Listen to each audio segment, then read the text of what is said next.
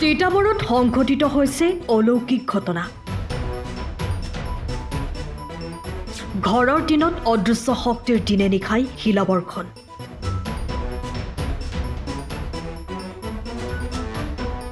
শিলাবৰ্ষণত আহত এগৰাকী ব্যক্তি। একবিংশ শতিকাৰ বিজ্ঞান প্ৰযুক্তিৰ যুগত তিতাবৰত সংঘটিত অলৌকিক ঘটনাক লৈ তীব্ৰ চৰ্চা হৈছে তিতাবৰত।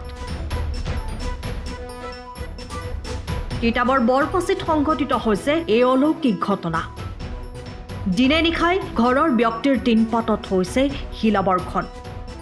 অদৃশ্য শক্তিৰ আক্ৰমণত বিপৰ্যস্ত দুটাকৈ পৰিয়াল। শিলাবৰ্ষণৰ ফলত আহত হৈছে এগৰাকী ব্যক্তি। এই অপশক্তিৰ পৰা পৰিত্ৰাণ পাবলৈ এতিয়া পৰিয়ালৰ লোকে অনুষ্ঠিত কৰিছে ভাগৱত পাঠ।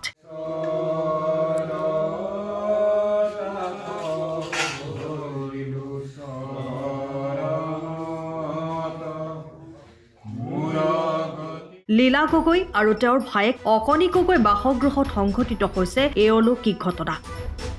নিশা হ'লে এতিয়া পহৰা দিবলগীয়া হৈছে গাঁওবাসীয়ে। আচৰিত, পহৰা দি থাকোঁতেও এই ঘটনা সংঘটিত হৈছে।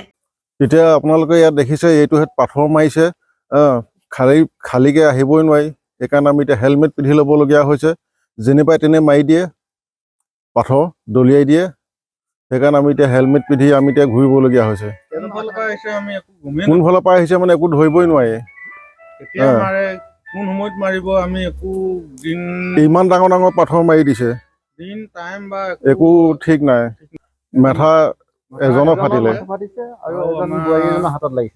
হাতত নহয়, আজি পৰহি হাতত মাৰিলে, আজি ভৰিত মাৰিছে। তাৰপৰা আমাৰ খৰিত তাৰমানে মাৰিয়ে আছে আৰু চিলাই পৰিছে। আহত কেইজন হৈছে? আহত এজন হ'ল। তেওঁৰ নামটো?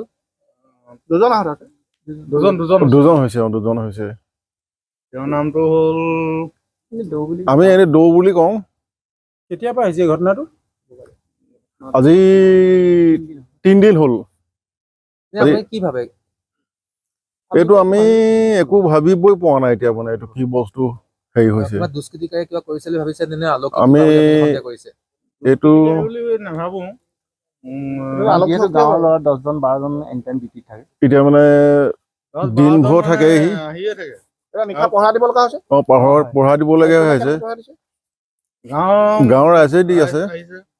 দুদিনকে পেডলিঙো আহি পঢ়া দি গৈছে।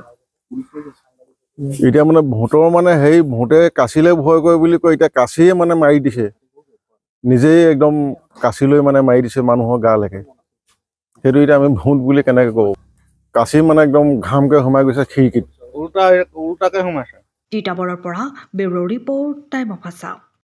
সময়ৰ খবৰ সময়ত পাবলৈ ফ'ল' কৰক টাইম অফ আছাম।